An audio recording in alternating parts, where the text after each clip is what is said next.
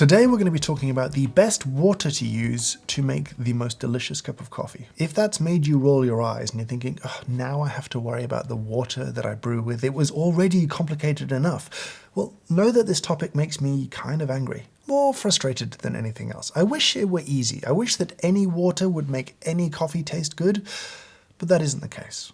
And using water that has some problems means that you're not going to extract the coffee that you buy, or you're going to make the coffee that you extract taste much worse. So you're going to ask, what makes water good or bad? Surely if it tastes clean and pleasant, then it's good. If it tastes kind of chlorine and disgusting, then it's bad. And that is true, but it is, unfortunately, a bit more complicated than that. But if you do know a little bit about water chemistry and coffee, know that we're not going to get super hardcore into the chemistry today. So let me give you a very quick overview that is so simple that I might feel like I'm lying to you. There are two aspects to water and its contents that are particularly important when it comes to brewing coffee. The first are the mineral ions. Most commonly, we're going to talk about calcium and magnesium. These are really useful ions. If they're in the water, they actually help with the extraction of the coffee flavors, helping them go into solution to create a delicious cup of coffee.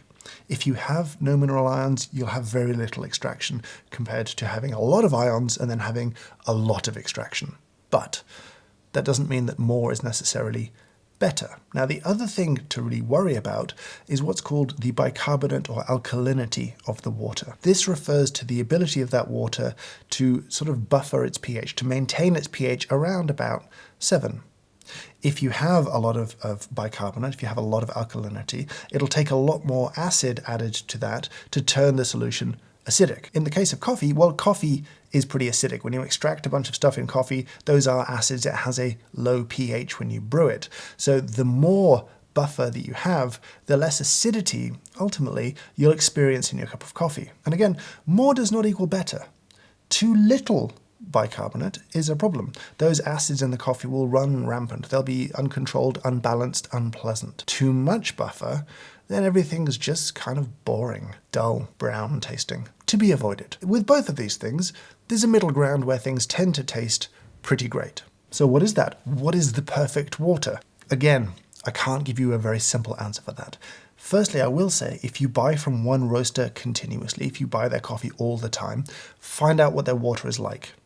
Matching your water to theirs as much as is possible or practical will get you much closer to those tasting notes that they're writing on the bag. If you're brewing with water that's a long way away from theirs, you'll just have a very different taste experience to them, which can be a little bit frustrating. As for what might be a good guideline, well, again, it's tricky, because calcium and magnesium, while they are both mineral ions, well, they're a little bit different. They don't do the same job exactly, and having the same amount of calcium in one water as you have magnesium in another will produce different tasting cups of coffee when you brew with those two waters. Generally speaking, a little bit more calcium is preferable if that's your primary ion, a little bit less is preferable if magnesium is your primary ion. There are ways to tell how much stuff is in your water. You can very cheaply get a TDS kit, but that's not terribly helpful. A TDS meter will give you the total dissolved solids for the water, but it won't tell you what those solids are. Could be all calcium, could be all magnesium, could be all something else that happens to conduct electricity. It's not very insightful. Aside from TDS meters, there are really two ways that you can know about the composition of your water. Firstly, if it's coming out of your tap, well, in many parts of the world, you can put in your postcode or your zip code into your water authority's website, and they will give you an exhaustive breakdown of the minerals inside that water. That is definitely useful. It's usually free in most parts of the world. Go and check that out. That's essential. If the water's been treated or softened in some way, then pretty much the best way to assess it is with a dropper kit. They're pretty cheap. I'll make sure there are links available. And you take a sample of water and you add drops to it until it changes color. And those droplets give you an indication of total hardness and carbonate hardness. So those can be converted so you can find out sort of how much mineral hardness is in there and how much bicarb is in there too. Really useful, not incredibly accurate, but will certainly get you to a useful place. So let's take an example. Let's take my water. Let's say it's 300 parts calcium. It's got a really high level of bicarbonate. What should it be? What should I be aiming for? If I'm trying to treat this water, where should I be going? And that's a really difficult thing to tell you. right? Like, just to give you some numbers, we'll give you a recipe, but there is no one answer. All of this exists in a range, in a spectrum. And so if I was talking about calcium, I might say 30 to 50 parts calcium is good. But if it was magnesium, I might say more like 15 to 30 parts per million or milligrams per liter is good. Similarly with buffer, I might say somewhere between 50, 75 maybe ppm. So while that's my recommendation, know that there are other recommendations. There are specs that are used in international coffee competitions that are available online. The SCA, the Specialty Coffee Association, they offer a guideline, a kind of range for various things when it comes to water quality. That's free and available online, so check that out too. And if you really want to experiment at the end of all of this, well, we'll talk about that. We'll talk about creating your own custom mineral water and how you might do that, but we'll save that to the end. So let's talk about treating water in the home, right? Many people have bought things like Brita water filters, and to some extent for some good reason. You know what I'm talking about. These things. And these things are not what you want them to be. They're not a solution and they're not an easy fix, but they're not entirely bad. These things do a little bit of softening, but not too much. They definitely improve the taste of the water if your water has off tastes like chlorine or other unpleasant flavors, but they don't really do a great job softening. So I'm not against them, but they don't fix the problem. And bear in mind, the problem with hard water is not just that it doesn't make great tasting coffee. The problem with hard water is limescale. And when it comes to coffee machines, espresso machines, filter machines, heating that water up causes limescale to precipitate out, and that can easily damage, break, clog, frustrate your coffee machine. In case you're curious how these things work, well, we can take out a filter from these things and we'll cut it open and we'll talk you through what's going on inside one, because I just think that's interesting. So here's your familiar Brita filter, and if we just open it up like this, you can see that they're not particularly complicated things inside. At the top here, you've got a pretty simple filter mesh. That is just like a tiny sieve to remove any particulate matter, make sure there's no floaty bits in the water as it goes into the main filtration section. And below that, there are lots of these little tiny kind of beads. And there's two types here. Now, I'm pretty confident that the darker ones are active carbon. They're essentially kind of charcoal. And what they do is mop up off tastes. Any kind of chlorine-y flavors will get cleaned up by active carbon. If you see something as charcoal filtered for flavor, that's what's going on. The other little beads are essentially ion exchange beads. They're negatively charged and they attract the calcium and in their place release a sodium ion. Now that doesn't make the water salty typically. You're not releasing sodium chloride, which is table salt, you're just releasing the sodium ion on its own. That does not form limescale, and there's no health concerns or anything like that with your salt intake. Don't worry about this stuff. It's just a nice way to essentially switch out a calcium for a sodium. It will do an okay job, but it is finite, right? At some point it will release all of the sodium that it has, and so it will not do any more softening.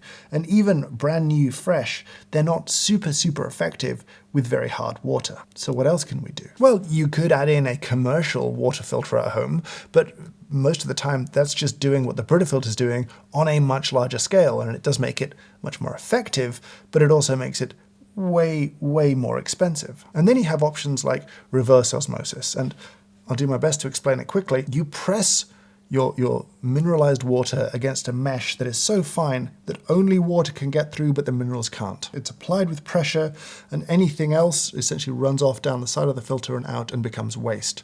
Reverse osmosis units are incredibly wasteful. What you get out of it, though, is nearly pure water, which, again, isn't actually ideal. If you put distilled water into a coffee machine, well, that's typically bad because it can become quite corrosive. And again, we know that we need some minerals in order to get the best tasting coffee from an extraction perspective. So pure RO is not desirable, and there are some home units available, and I'll be looking at a couple in the not too distant future. But in most cases, they produce water that's actually too soft. It'll taste fine and it won't be so soft that it's actually corrosive, but it won't be the best possible water. You may need to find some way to remineralize it, which can be complicated. So again, that's not a great solution. If your water is just a little bit hard, it's not super hard, then something like a Brita is kind of actually okay and not a terrible solution. It'll get you kind of ballpark, but certainly harder waters, they are a frustration. So what else are your options? Well, there's one option that's pretty popular, but it is one of my least favorites. It's inelegant, frustrating, wasteful, environmentally unsound, and that, of course, is bottled water.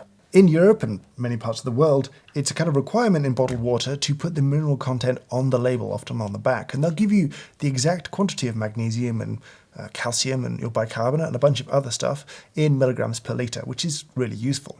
And you could go out and find a mineral water that works well for you. I quite like this one, even though it's way low on the mineral content, but it still makes good tasting coffee. But do remember you're looking for a balance of those minerals and that bicarb. There are plenty of waters out there that have what seem like the right mineral content, but have inadequate bicarb. They produce something that's harsh and acidic in a kind of unpleasant way, so to be avoided. But I just can't recommend this to you. I can't, in all good conscience, in good faith, recommend something that is ultimately wasteful and environmentally unsound. It's definitely a solution, and if you are occasionally in need of some special water or some better brewing water, yes, mineral water is an option, but I just feel like it's a very stupid solution to a problem. But I can't deny it's a solution, and so I have to talk about it here. So what else have we got? Well, one option is to get water from a local cafe or a local roastery that treats its water. Not every business is going to do this for you. Not every business is going to be interested in that. But I hope more and more get on board with the idea of sharing the water that they're making. Now, I don't think I could ask a cafe to give that away for free. There is a cost for them in creating good tasting water for coffee. So I would expect to pay something, not just expect them to give you 2, 3, 5 litres of water for free, but talk to your local cafe. They may be open to this. Now, we've covered a lot of ground here. There's a lot of information, and you may want to do some more reading. So I've put together a kind of reading list on my website, a website that I built with today's sponsor, which is Squarespace. If you need to build a website that is beautiful, elegant, personal, and robust, then I would recommend Squarespace. They've helped me build multiple websites now that have showcased the work that I've done in the form of a book or the work that I do day to day. So even if it's a portfolio of your art, or you want to showcase your hobby or the thing that you're passionate about, or you want to showcase your business, your cafe, your restaurant, it doesn't matter. Squarespace is a great way to start with your idea and your identity, take a template, and turn those two things into a unique and beautiful website. Don't take my word for it. Go to squarespace.com and sign up for a trial. Build a website, create something, and when you're ready to launch, use code James Hoffmann for 10% off your first domain or website purchase. Thanks to Squarespace for sponsoring this video. Now, we're getting pretty low on options, on solutions to the particular problem, but there is one big one left that I do need to talk about. But there's no way I can really get into it without doubling or tripling the length of this video. So perhaps one we'll talk more about in depth in the future. And that is about creating your own custom mineral water. If you joined me for the world's largest coffee tasting, which we may do again soon, then you've already been through that experience of buying pure demineralized water and adding a sachet of minerals to it in order to create a custom recipe. And doing that, in that case, let people all around the world brew with identical water, which I thought was just the coolest thing. But you don't even need a sachet, as much as third wave water is a nice little solution that is available just off the shelf.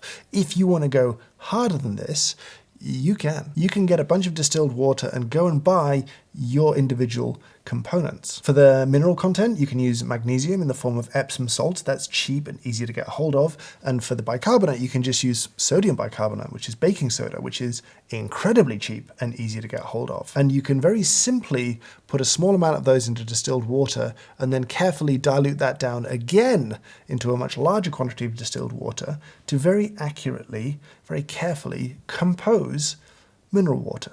Now, I just can't talk about this subject without giving an enormous shout out to Barista Hustle. Many of you are familiar with Barista Hustle. It's Matt Perger's kind of coffee brain trust that puts out enormous amounts of information into the world.